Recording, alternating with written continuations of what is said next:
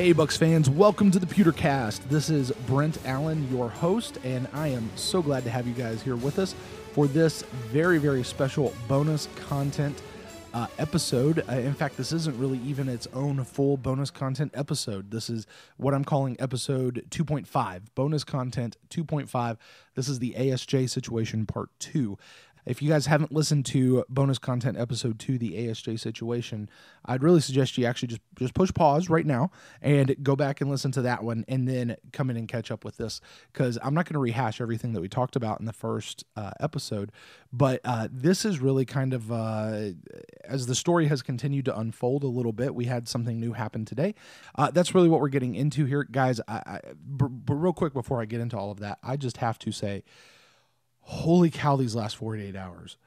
Oh my gosh, it has been wonderful and amazing. Something you may not know about me is I'm a numbers guy. I love watching numbers. Numbers tell you a lot of things, and I have been watching the numbers for the podcast over the last 48 hours since we put out bonus content episode 2, the ASJ situation, and I got to tell you, this has apparently really struck a nerve because the podcast is spiking. I just have to say thank you to everyone who has downloaded, listened to, shared, comment, whatever. If you've interacted or done anything with the last episode or even the episodes before that, thank you guys so much. You have responded so well to what we've been saying. I even saw one of you guys out there, one of you fans, who was sending in a question to another Bucks podcast. And the question that you sent in was based on the premise of what we had actually talked about in our episode, bonus content 2, which just came out 48 hours ago. So that was really cool. I guess not. I'm assuming that it came from us. I mean, this is a guy that I know has been listening to us since episode 1, and I'm assuming that the wording he used, it wasn't just a coincidence, but that it came from us. It might not have been. I don't know, but it was still fun to see that out there. I think I tweeted back. I said, hey, that's a great question, because it's what we had talked about. So, well, guys, as you may or may not know, the whole thing that happened with Austin Safarian-Jenkins last Thursday, as we're recording this right now, it is Tuesday, June 14th for me, and last Thursday, Austin Safarian-Jenkins gets booted out of practice. He gets booted because he didn't know what he was doing, according to the coach, and then he proceeds to go on this big Twitter tirade where he's actually challenging fans to fights, and he's saying your mama jokes and your girlfriend jokes and stuff to fans, to Bucks fans, which holy cow. And like I said, if you've not listened to ASJ Situation at bonus content episode 2, go do that right now. But I thought let's get this started because, you know, I think we all assumed that when Austin Safarian-Jenkins did make it back onto the practice field, unless he just wasn't ever coming back, that he would have to go through some sort of an apology. So let's take a listen to what he said here.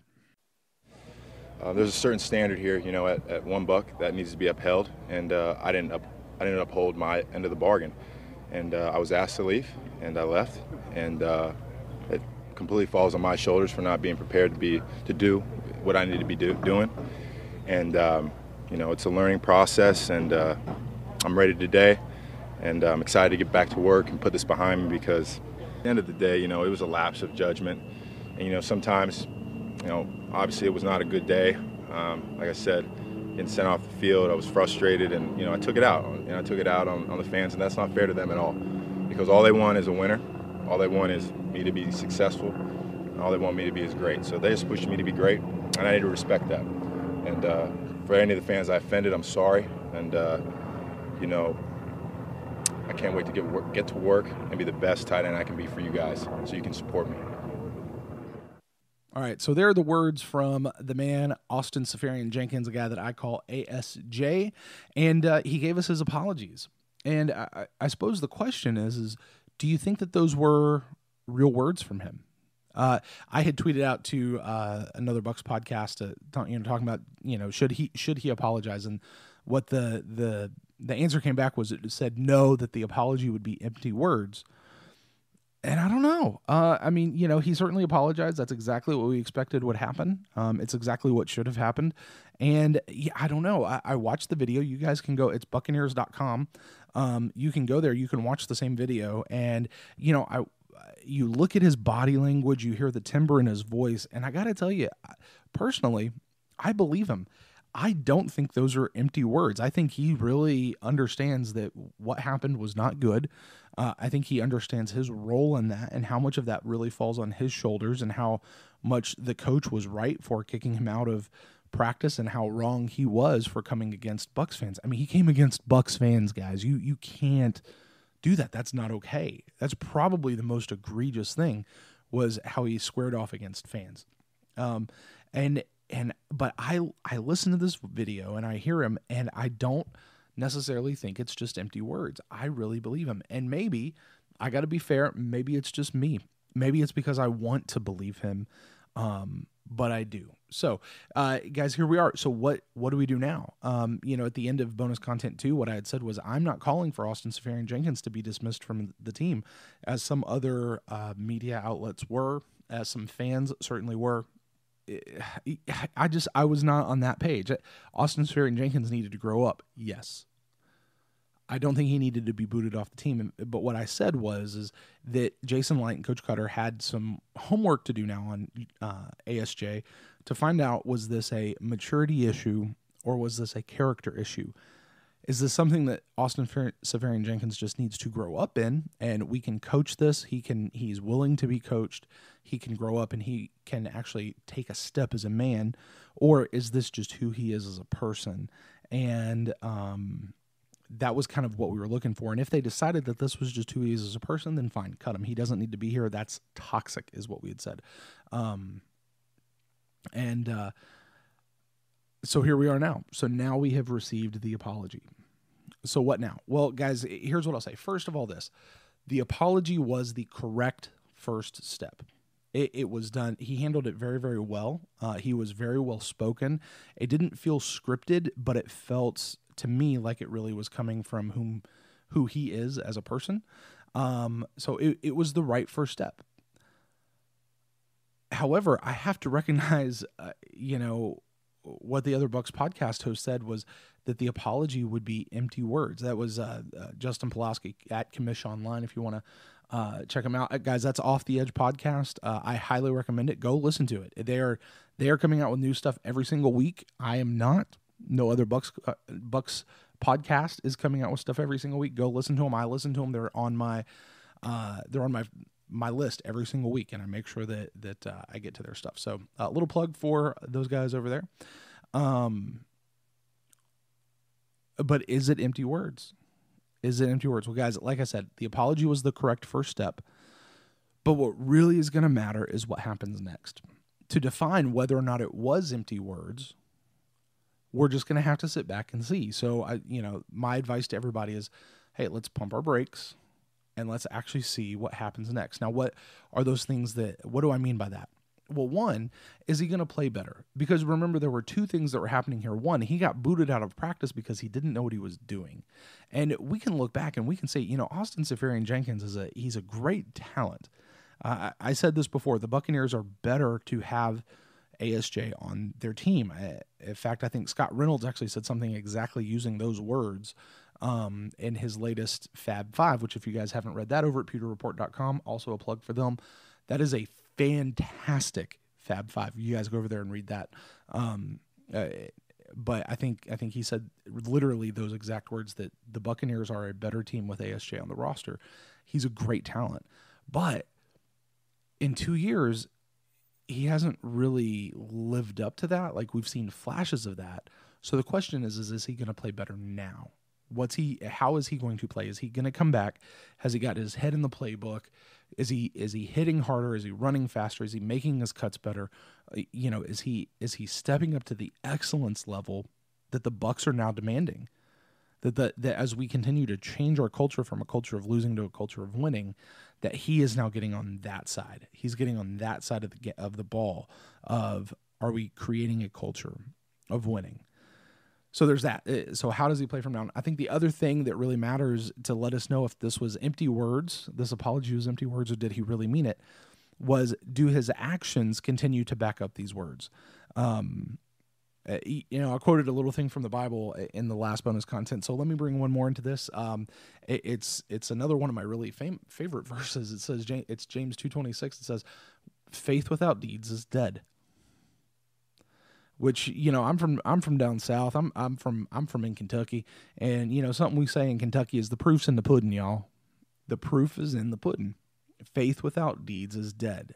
So now I'm not saying that Austin Safarian-Jenkins needs to go out there and have some sort of Game of Thrones like walk of atonement with somebody behind him with a bell yelling, shame, shame, shame. No, he doesn't need to do that. He doesn't need to grovel. He doesn't need to continually show and pour out his apologies. That's not what this is about. That's really not what this is about. But the question is will his actions back up his words? So what can he do? I had one guy on Twitter come back to me at Buck Wild. He said maybe you should take him some barbecue to the firefighter that he wanted to fight, or maybe some game tickets, maybe some gear, something like that. And you know, that was a great idea, actually. I think that's a fantastic idea. That's something that ASJ, if he really, you know, kind of wanted to take the next step. And this has to be something, by the way, that comes from him. This cannot be something that the Bucks PR department makes him do. This can't be something that his agent calls him and says, you need to do this, or his mama maybe if his mama calls him, he needs to do it. But this needs to be something that's more internally motivated on him. If he really understands the gravity of what he did in challenging. And by the way, just so you guys know, apparently this fan that he challenged to a fight just happened to be a firefighter in Tampa.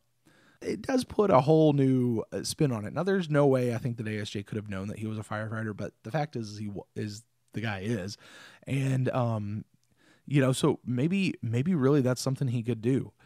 You know, something else he could do is he could not be an ass on Twitter anymore. And I'm not saying he should be banned from Twitter. You know, some people would go that far as to say, hey, I'm just going to lay off Twitter. I'm just not even going to get out there. No. He doesn't have to do that. He doesn't have to do that at all. But he could just not be an ass. He really, you know, he could just take his role more responsibility. He is a role model. People are watching him, whether they like it or not. That's part of the role. That's what it is to step into the public spotlight. And he could just not be an ass. I think one thing he could actually do is he could personally apologize to everyone he negatively interacted with on Twitter. He has their Twitter handles. It's in his feed. You know, just a personal tweet to each one of those people saying, I'm sorry. I think that's something he could do if he wanted to. You know, I don't know that he has to send everybody free tickets or send everybody gear. Just some, you know, that's just a next step. That's a next level. That's a deed, you know, that can show and just go to show that, you know, his apology wasn't something that he was forced to say, that it wasn't just empty words. Because guys, listen, here's what we're really looking for is not for him just to come and be a part of the team and be a part of the new culture, but to really be a person who embodies it and lives it out. These are the kind of people we really want on this team, is somebody who's going to internalize this, to not live with empty words, but to have something that, to be a person who is living from really kind of this, I don't know what you call an inner light. I don't know. Is that really the right word? I don't know. But it, you know, that's, I think, what we're really looking for is not somebody who's just going to go out and follow the PR protocol, but somebody who really, who really is just kind of woken up. Some guy who's really taken a next step. You know, he had a tweet earlier today. I don't know why I keep talking about Twitter. Maybe I'm on it too much. He had a tweet earlier today that spoke volumes to me, where he said, "Back to biz. Love this game. Love this team. Love this city!" Exclamation point. No other punctuation in that, by the way.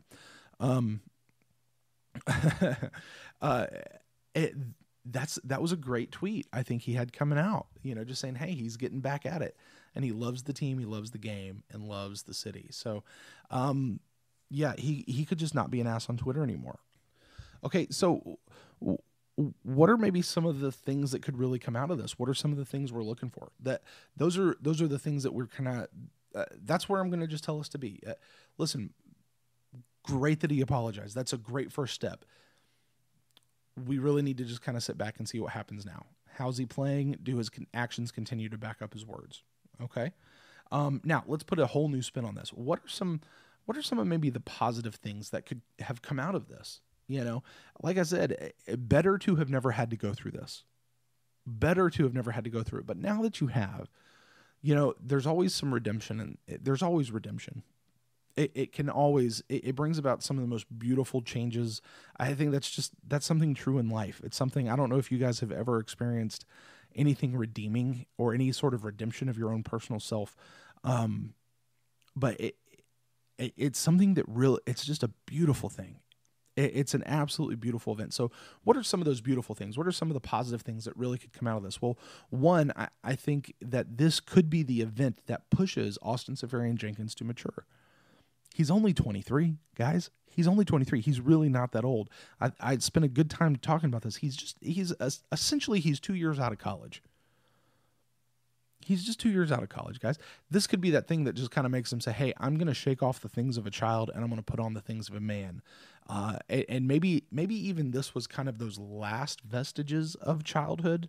I certainly don't mean to imply that ASJ has not been a man up to this point, but maybe that was just kind of something lingering, and this is the thing that finally really allows him to shake those things off, to shake off that dead weight so that he can move forward. Because I guarantee you this will be something that he remembers for the rest of his life. This will be a story that he should tell to his grandchildren when they're sitting on his knee and he's kind of passing down wisdom. This is just one of those marking events, and this could be, if he allows it to be, an event that pushes him to mature. I think another thing that could happen is this could be what actually pushes Austin Seferian-Jenkins to be a better player and rise to the potential that we all really know that he has. I think that he himself really knows that he has. As I said, we are better with ASJ on the roster, but we are only better if he's not toxic. And I tell you what, we are twice as better if not just having him on the roster and him not being toxic, but if he is actually a DNA carrier of this new culture. If it has become a part of him, we are now twice as better with him on the roster. And this could be the thing that pushes him to be a better player. A preview, just a little bit of episode 4, which is writing right now. I'm so excited. This is probably going to be one of my most favorite episodes, certainly to date. It will be my favorite episode to date. But what we're going to be talking about is we've spent a lot of episodes talking about building the culture. Well, at some point that has to translate to the field, right? That has to translate to actual football. And so we're getting back to talking about football and the actual skills and sets and things that we need to see on the field from our players. And that's kind of where we're going with episode number 4. And this could be those things that really forces him to just be a better football player, to be a better skill position, and to actually become a playmaker that we all know that ASJ really could be. So I think that's something that could happen. I think a third thing that could happen is this could really be a marker for his relationship with Coach Cutter. I had mentioned last time that there's a special bond that happens between a coach and a player. And this could really be something that bonds those two together in a really weird way. You booted me off the team. You embarrassed me in front of my teammates. You embarrassed me in front of the media. And it became this big thing for like 3 days. And I love you for it. I mean, can you imagine? Like, it's such a weird thing, but this could be a marker for actually putting the relationship in a much better light. And when a player and a coach have a great relationship, there's just something that elevates the team in a whole new way. So I really hope that could be something that happened. I think something else that really could be a positive coming out of this is that this, not so much on ASJ's part, but this event could solidify and reinforce Coach Cutter's leadership of the team, really rallying the team underneath them, setting the tone, setting the bar. In other words, setting the culture for the team. It let everybody on that team know exactly what was going to be expected of them. And this could really solidify in the team's mind, the players' minds. And for those who it was already solidified, maybe it just reinforces it even more, that he is the right man for this job, which I think most fans would agree. Most of us would really agree. Coach Cutter is the right man for right now for this job, as far as what we can see. And that's before we've ever seen the Bucs take the field. So, and I had one more positive thing I think that could really come of this is this could be one of those things in a similar way that it bonds Coach Cutter and Austin Seferian-Jenkins. This could be something, depending on how he takes this, that could really solidify the bond between ASJ and the fans. You know, certain players certainly are fan favorites. And if Austin Seferian-Jenkins sticks around in Tampa, you know, this is his third year in his contract, of his rookie contract. If he sticks around in Tampa and he becomes a person, listen, we in Tampa love our players. We love the ones who stick around. Think about how we still talk about Rondé Barber and Derek Brooks and Simeon Rice and even Leroy Selman, the great late Leroy Selman, and how we talk about John Lynch, who's going up in the Ring of Honor this year. You know, Mike Allstott, others come to mind, but you know, what if Austin Seferian-Jenkins could be a guy who kind of moves into that club? This could be one of those things that we see, man, this thing was real weird and iffy, but he handled it well. He came back from it. He handled it great, and now we love him. It could really be something. This could be the event, depending on how it plays out from here, that it could really solidify ASJ being really in the fans' good graces, which is only going to help us play. It really is. So guys, those are my thoughts really on this particular issue. This is bonus content 2.5, the ASJ situation part 2. I got to tell you, I am personally rooting for Austin Seferian-Jenkins. I'm cheering for him. I want to see him win. I want to see him do well. I still think that Coach Cutter and probably more importantly, Jason Light still need to be checking into. They still have work to do on going, okay, is this the character of this guy or is this a maturity issue? Right now, signs point to it was a maturity issue, and it seems to be doing its work. That the maturity issue seems to be working out for him so far. So, all right, guys, I think that's going to do it for me. This has just been a short bonus content episode for really just seeing what's happening here with Austin Seferian-Jenkins. Great that he apologized. Good first step. But what really matters is what happens next. Does it affect his play on the field? And what happens with him off the field? Do his works, do his deeds back up, do his deeds back up his words? That's really, or was it empty words? That's the question really kind of lingering out in front of us. And this is probably the last I'm going to talk about this for a while, because we're really not going to know. At this point, we just need time. So, guys, hope you all have a great week. Be looking for episode 4 coming out here, really, I think within the next week or so. Can't wait to talk to you guys then. In the meantime, hit us up on Twitter. That's at ThePewterCast. Or you can grab us on Facebook. That's over at facebook.com/ThePewterCast. Or you can shoot us an email at thepewtercast@gmail.com. I do respond to every piece of communication we get. Please make sure that you subscribe to us on Twitter, even if you don't, or not Twitter. Please make sure you subscribe to us on iTunes.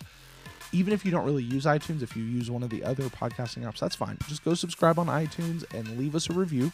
What we've said is if we get 25 iTunes reviews by the start of the season, we're going to add an extra show, kind of an instant take show, every week this season. We'll do that for the season, and I really am looking forward to doing that show. But that's going to be kind of the thing that makes me do it. So, yeah, I think that's it. Is that all the housekeeping stuff? All right, guys, that's going to do it for us. Hope you guys have a great one. And, yeah, drop me a line. We'd love to talk to you. Go Bucks.